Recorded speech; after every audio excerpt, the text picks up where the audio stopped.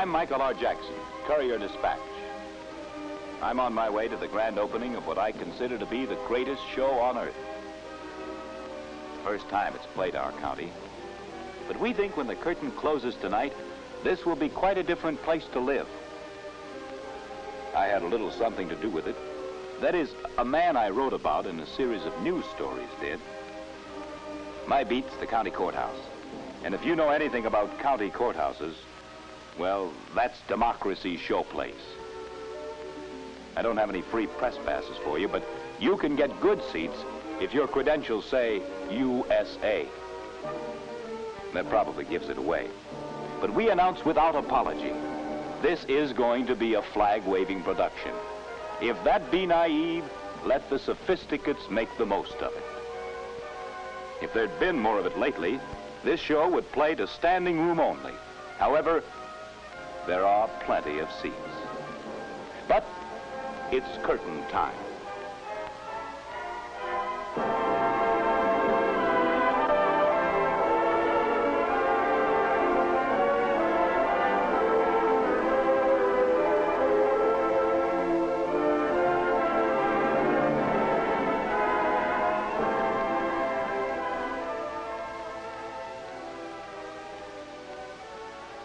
He's not necessarily the star in this particular show. I'd like to say he is, but wouldn't be quite true in this case. The stage of this show is that voting machine, right there. And the theme, getting them installed in this county. It didn't just happen. You see, you can legislate yourself all the laws you want about the right to vote. But whether you actually have an active electorate or not comes down, like everything else of consequence, to a matter of action on the part of a very few men and what kind of arrangements they make. In your community, it may be some other official like your councilman. In ours, it's the county commissioners who carry the assignment of seeing that there is a way and a means for every American to run his country between 6 a.m. and 6 p.m. on that first Tuesday in November. Now, although voting machines are over 60 years old and are already being used by about half the voters in America, our commissioners still had to sell the idea here. A lot of work, but they felt worth doing. They got me on their team to do my series of articles when Commissioner Miller told me about the ease and speed and economy of voting with machines over paper ballots. When the voter is properly qualified, the attending election official admits him to the machine. Mr. Citizen moves the operating lever to the right, which unlocks the machine and locks out the world. For the first time, the secret ballot is really secret, and there are over 19½ centuries that I know of invested in achieving just that. The voter selects his candidates by turning down the voting pointers directly above the names of his candidates. Then he records and counts his own vote by returning the operating handle to the left. That's all there is to it. He does not hand any papers to any human beings. His vote is made and cast, untouched by other human hands or minds. And that's a long step up from tyranny.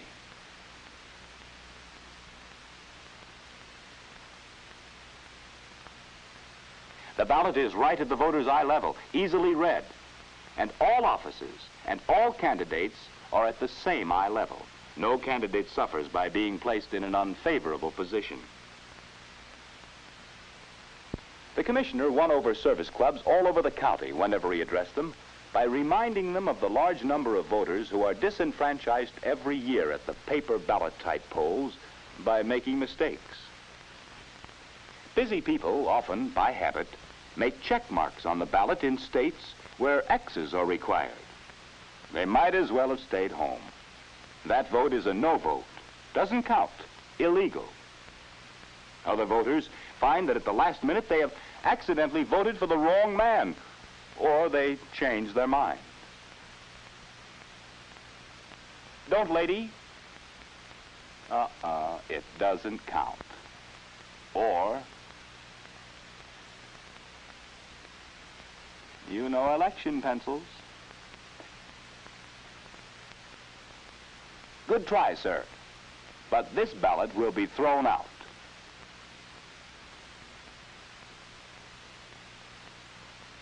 Or, in the multiple choice offices, errors are frequent. She's entitled to choose 5 state representatives, but she's marked 6. This is a no vote. Simple mistakes, yes, but out of every 1,000 people, some hurried, some nervous, some uninformed, how many do you think do it perfectly? The commissioner figured there's some excuse for being disenfranchised by tyranny or war or fear. Oh, yes, it can happen here. But not for well-intentioned mistakes, not in this age of the voting machine,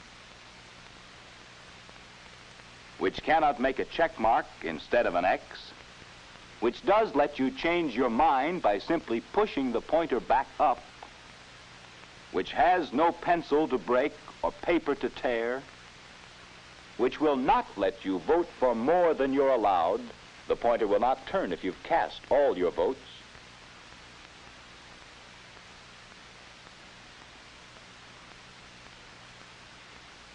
Questions and issues, if any, are placed up here on the top of the ballot. The pointers are marked yes and no, or for and against. The machine won't let you spoil your ballot by voting both ways.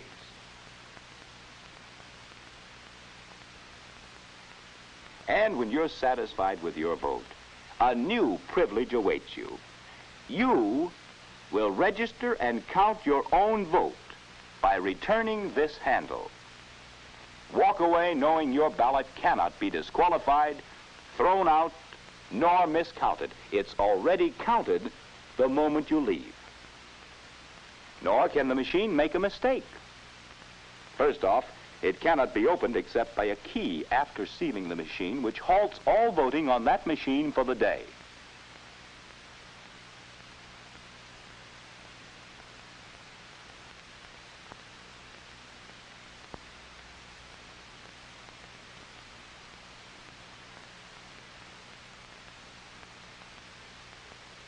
It looks complex, but it's not a complex mechanical action. It looks so because of the large number of voting units in it. But actually, each voting assembly has a straight mechanical linkage and a rugged action like this. And of course, voting machines are not a new idea. Many new functions have been added, of course, but basically they're 12 years older than the automobile. 1892. Their use has steadily increased until last year, in 35 states and territory of Hawaii, about half of our American voters voted by machine. Why? Why? Well, newspapers went after answers. So did the commissioner. And the first answer was, it's so fast and so easy. Just 3 simple steps. First, move the red operating handle to the right. Second, select your candidates. Third, throw the red handle to the left to count and record your own vote.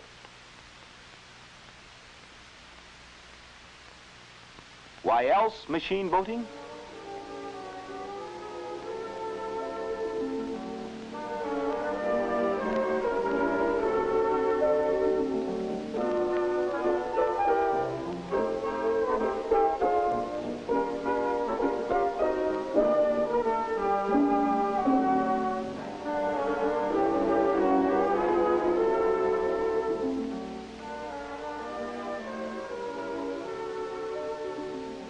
Absolute secret balloting. We've had no trouble about that in this county, but we don't want any either. The commissioners understood about fear, that it's a very, very subtle thing. This voter's opinion is in the machine, not on any piece of paper which passes from hand to hand. Why else voting machines?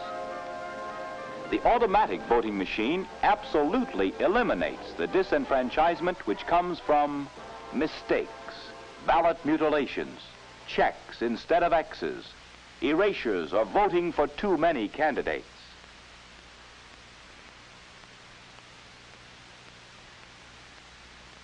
On machines, every vote that's cast is counted. The count is mechanically accurate. And of course, of interest to me, and well, 170 million others, I guess, is the fact that immediately after the last voter, the election results are available.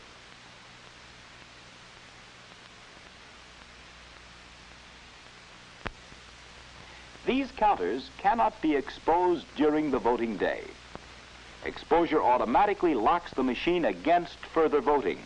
But once opened, the result is available right now. My paper can get the results, which means the people and the candidates and the radio and TV stations can get the results hours earlier. Just read the figures off the counters to the recorders. Then check the recorded figures back against the counters. Announce the results in 5 to 10 minutes. How about the good old days? How about the good old days? Well, counting was a 5-hour job if things went smoothly.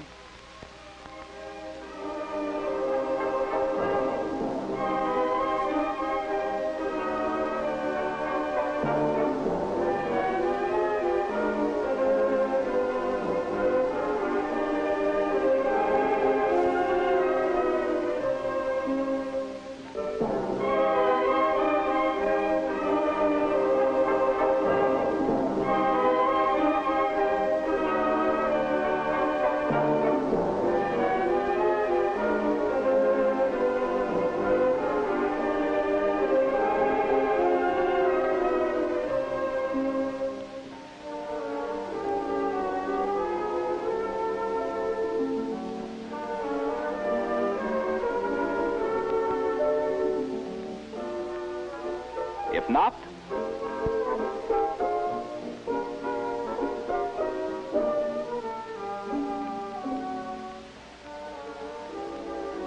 well, then it was 5 days. But the mechanical counters cannot get tired, cannot get cranky, cannot forget.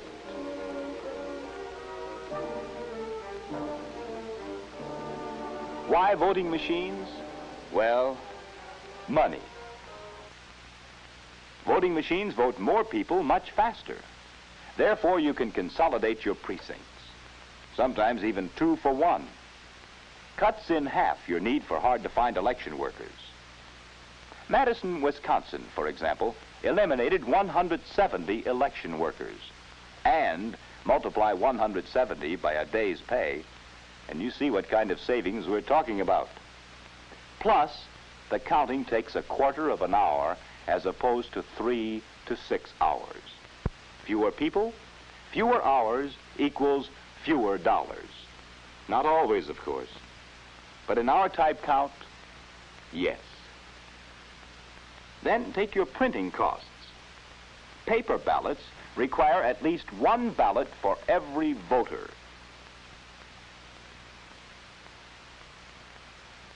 Voting machines, 1 printed ballot per machine. And of course, save just one old-style county-wide recount, and your machines are nearly home free. But money wasn't chiefly on the commissioner's mind. Something else. The man who took the lead in it is a seasoned professional career politician, realistic, tough even, unemotional. But that's why he knew that democracy, as an idea and a practice, had to compete in this county like everything else for the respect and attention of our people who were pressing the clock hard every day. It has to compete against speed and motion, regrettably, even against America's second cup of coffee. everything else in the county competes hard for the citizens' increasingly valuable time. Our churches were modernizing with parking lots he could get into faster.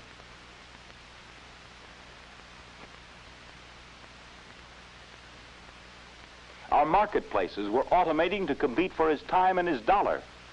Our schools modernized to command his respect and his tax dollar. The tools which our average citizen uses every day in his job of work has become fantastically automatic and fast as industry moves to automation.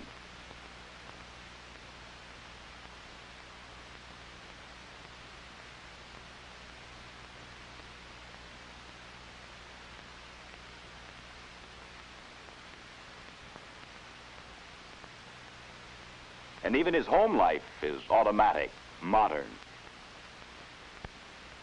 But the one place where the average citizen participated in the political system which made it all possible, no change. Democracy is the foundation. The heart of that democracy is the polls, which were still being run in our county the way they were when we held Inauguration Day on March the 4th. So the new president would have 3 months to ride his horse to Washington. The driving question on the commissioner's mind, can democracy compete with its right hand tied to a hitching post?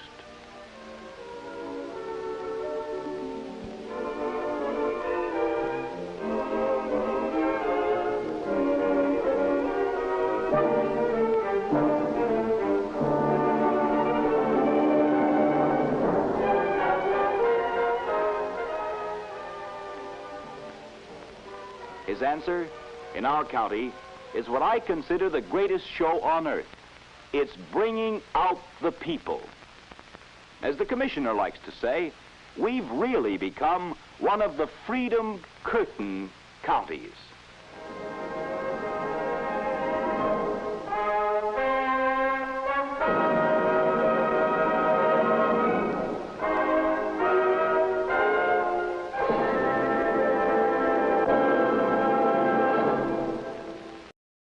I'm on my way to the grand opening of what I consider to be the greatest show on earth. First time it's played our county. But we think when the curtain closes tonight, this will be quite a different place to live. I had a little something to do with it. That is, a man I wrote about in a series of news stories did. My beat's the county courthouse. And if you know anything about county courthouses, well, that's democracy's showplace. I don't have any free press passes for you, but you can get good seats if your credentials say USA. That probably gives it away. But we announce without apology, this is going to be a flag-waving production. If that be naive, let the sophisticates make the most of it. If there'd been more of it lately, this show would play to standing room only. However, there are plenty of seats. But it's curtain time.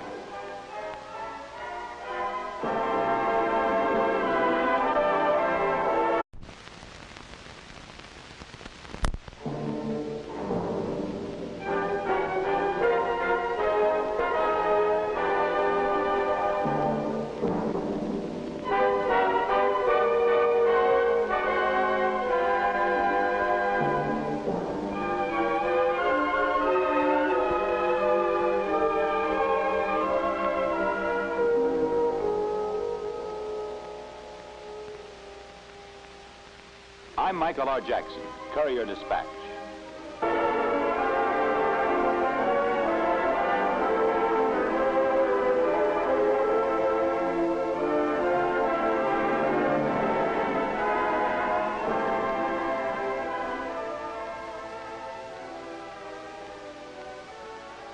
He's not necessarily the star in this particular show.